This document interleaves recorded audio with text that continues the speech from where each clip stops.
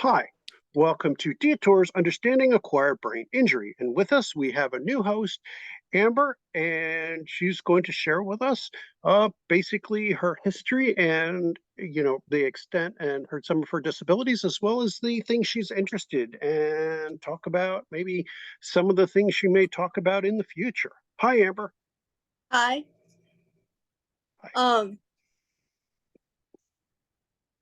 I was injured when I was 9 years old, which will be 17 years this September. Um, I suffered a severe traumatic brain injury.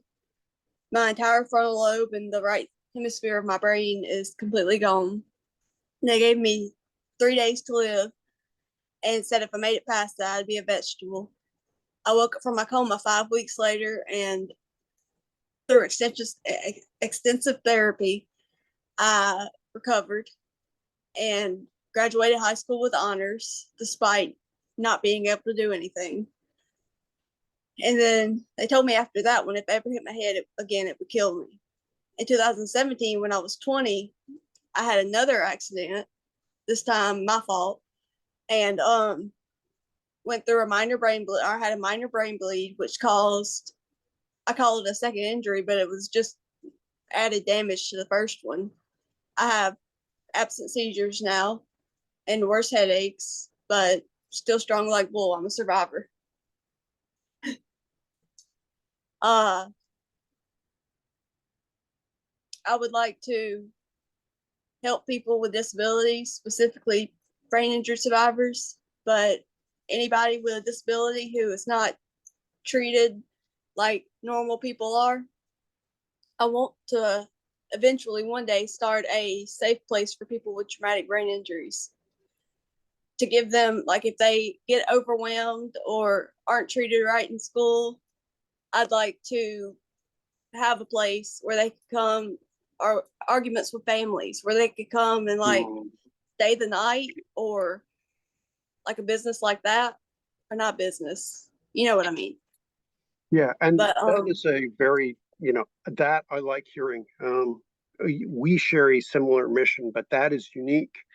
And hopefully you'll join us and we can help you with your mission and you can help us with ours and educating people and hopefully reduce the likelihood that that kind of thing will be needed. But God knows, with domestic violence and with abuse and other things like that being the cause of so much brain injury, as well as towards people who are survivors, that kind of thing is exactly what we need. mhm. Safe places for people with not only brain injury, but it's like any kind of disabilities. So in general, we need a safe place. That's what I was thinking about. Like, when I was in high school, there was a guy that had damage to his medulla. His, I think that's Mhm. correct. And he In he the back, cannot physically, coordination. yeah, and he has problems with his hands physically, like they're contractured. He cannot physically move his tongue to speak, so he sounds like a baby, basically trying to just making noises. People were so mean to him, even the special ed teachers and other kids who were in special ed. I want to be a place where they can go where nobody's mean to them and where they can be understood. That's definitely something very worthwhile, and hopefully, at some point, we'll be able to help you with that.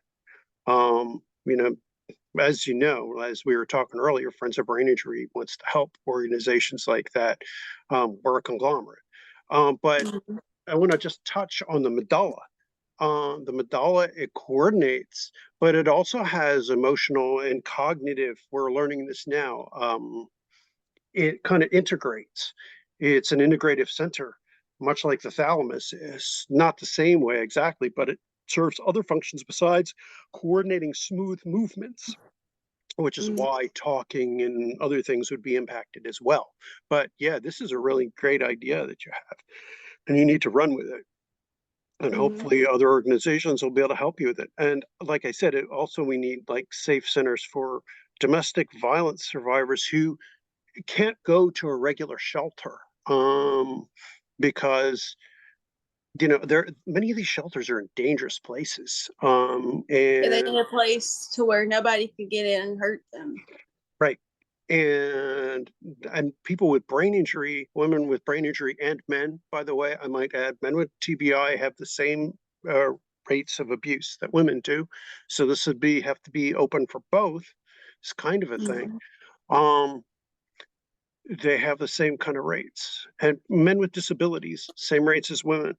Um,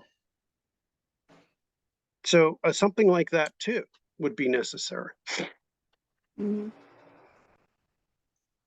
And I want to have, or the way I see it in my head, I want my organization, like the safe place, I would like to have like maybe one or two doctors, a therapist, like either a counselor or like a physical therapist or something, um, to work there, so that if I have a survivor who cannot walk or who cannot move their hands or anything, I there could be help for them with a physical therapist or the doctors who are there. Say, like if I had a survivor who had a seizure, the doctor who is there can help with that.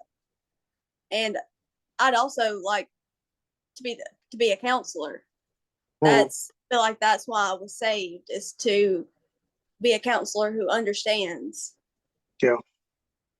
And because there isn't, there.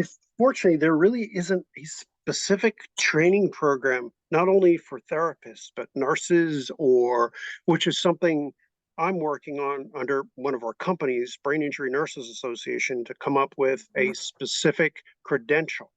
There is no specific credential for really anyone but physicians in brain injury. You can get the certified brain injury specialist, but there is nothing specific to each of these disciplines. And that is something we're working on through the Brain Injury Nurses Association. We're trying to develop credentials for therapists and for others to, have them focus on brain injury survivors. But most brain injury survivors didn't live Mhm. before the few that there were. So we're seeing changing circumstances, but we also now need to start to work on developing credentials and training. There are no neuro counselors or anything like that. It does not yet exist. We're working on developing some of the credentials for that. Or And we have people. the bad thing about that, to be a therapist or a counselor, you have to go to school and get your master's degree. Yes, And I attempted that, but it's hard for, especially as a survivor, no matter how intelligent I am, mhm. it's hard to carry as many classes. And Yeah, no, I agree with you. I'm working on my nurse practitioner. It's a very slow go to get my mm, doctor of nursing practice. Um, I wasn't able to go back and finish my PhD in neuropsychology. I was just 2 semesters short, but I can't do some of the tasks. But I will keep fighting until either I die or I get it. So I'm a fighter. So that's another thing. It's like put to the test, as it were. But you have an excellent, it's like an excellent idea there, and keep pursuing it, and hopefully we can help you. I'm glad you're joining the Friends of Brain Injury family, so maybe we can help you and we can help each other out. that sounds really good to me. Um, So I'm glad that y'all are allowing me to join the Friends with Injury family. That y'all found me. we gain by discovering, and will of God or whatever you'd like to call it. I don't know. Um, so I will ask you, like, what are some of the two things? First of all, what are some challenges that you find today? I mean, you've done remarkably well, way beyond not only what the doctors expected, but I suspect what you expected for yourself. Yeah, I remember I'd always sit there and I'd think, in 10 years, will I still be like this? Will I still have a brain injury? But I learned. I mean, I know you know this because you're technically a doctor. Not um, quite, but I have a smart lot. enough. I'm within a couple inches, within 2 semesters of my PhD. But Yeah. I'm also a survivor. It's certainly not what I expected for myself. hmm So, The and doctors gave us no hope, but it's, I believe it's up to to God's will and up to us. The only way to get through it is to continue to push yourself. I mean, I deal every day with anxiety, depression, lack of energy, which is why I'm in my bed right now. Adynamia and neurofatigue. Yep, those are some of the Mhm. arch villains in our battle, aren't they? I Both know all neuro about and that one. physical fatigue. But since the first brain injury, because I don't act normal, my TBI brought me from being mentally 9 years old to being a newborn, pretty much. And when I got back to school, all of my friends had matured, and I was still stuck in that uh toddler state of mind. Hmm. And when I got to high school, the bullying and everything got worse, and I only had maybe one friend, and that's I think I've told you about that friend. We're always spending time together, Hmm. and even till today, that's my only friend. Well, So you've I got some struggle with, more now. oh yeah, but I struggle with finding people to accept me as a survivor and to not bully me, you know. To But be honest, and my it's like vision. a lot of us are. We are in the group we are because a lot of us have found finding social support very hard. Mm, It is what the F stands for in Friends of Brain Injury. Another F word, but this one is a good one. Friends of Brain Injury. We are first and foremost friends with each other. mm-hmm. And you can reach out to any of us. I We'll support appreciate you. that. We understand because we too have very similar struggles. So you'd say your emotional struggles are the worst for you, huh? And then there's the Especially the adrenaline fatigue. depression. You know, That hits me really hard sometimes. It's uh I don't cry. That's the one thing since my brain injury. I will not allow myself to cry because I feel like there have been times when it my not allowing myself has broke. But um I've always seen it as a weakness. When I was in the hospital relearning how to walk again, I would not allow myself to cry. I When I don't know. woke up from the coma and I looked over at my mom, I wasn't so much scared. I just didn't know why I wasn't at school. I can Right. remember that day.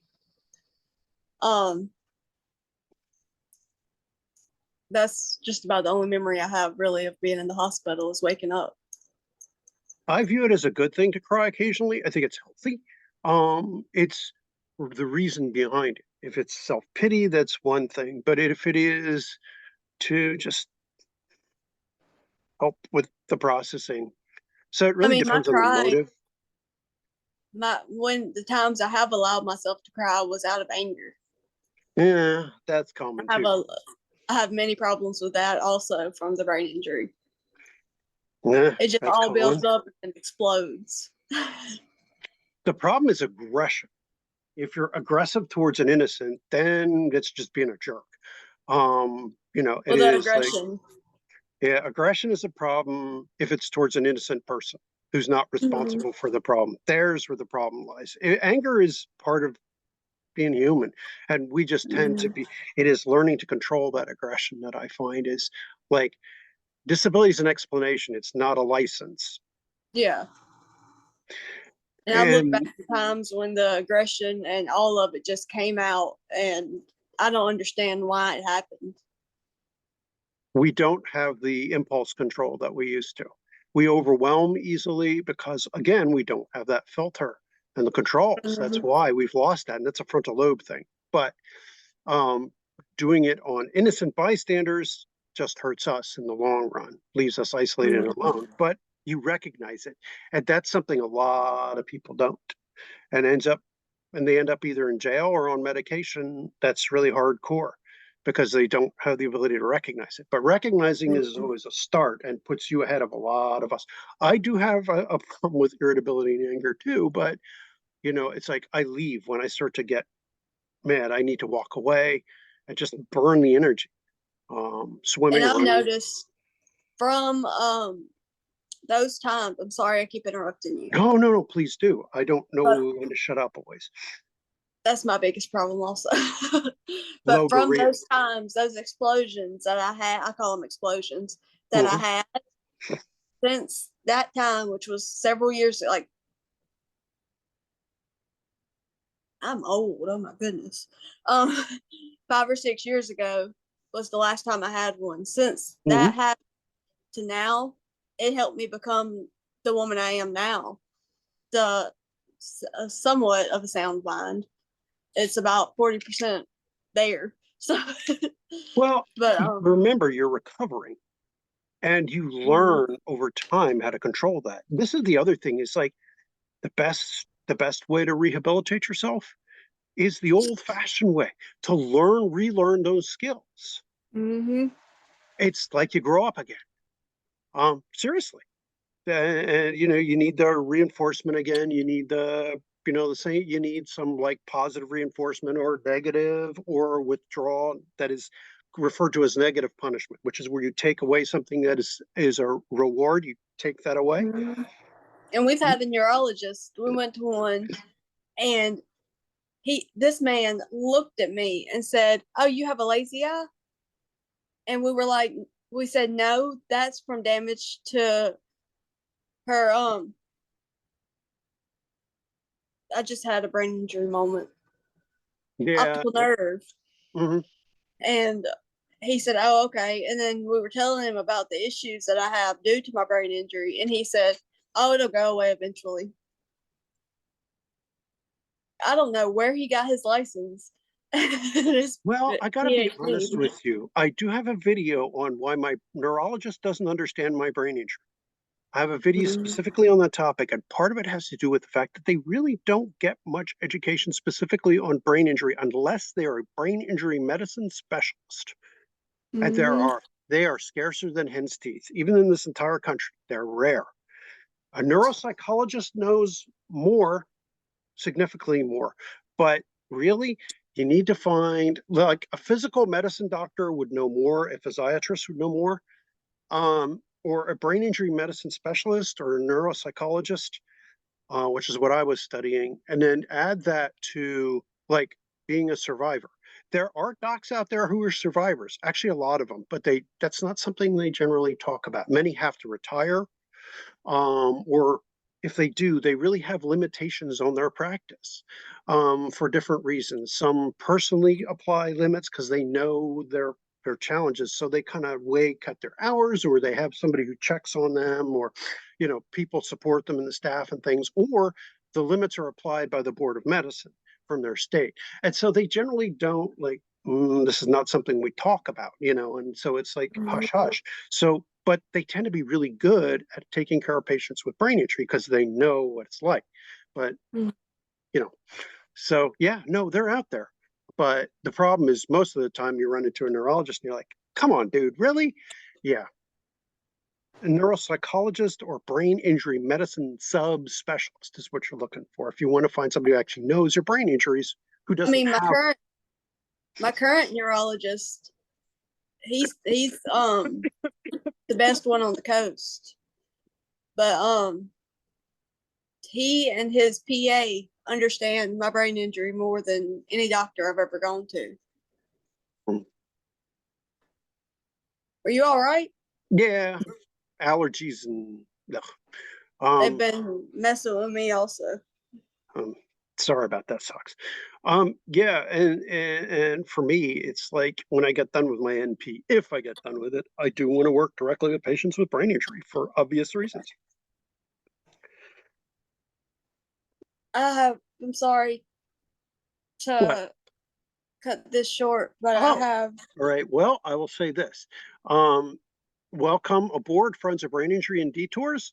And if you guys want to talk with Amber or you want to see her other videos, if she comes along, she'll be making videos with us. And we'll just say, please click like, subscribe. Don't forget the bell icon, all options.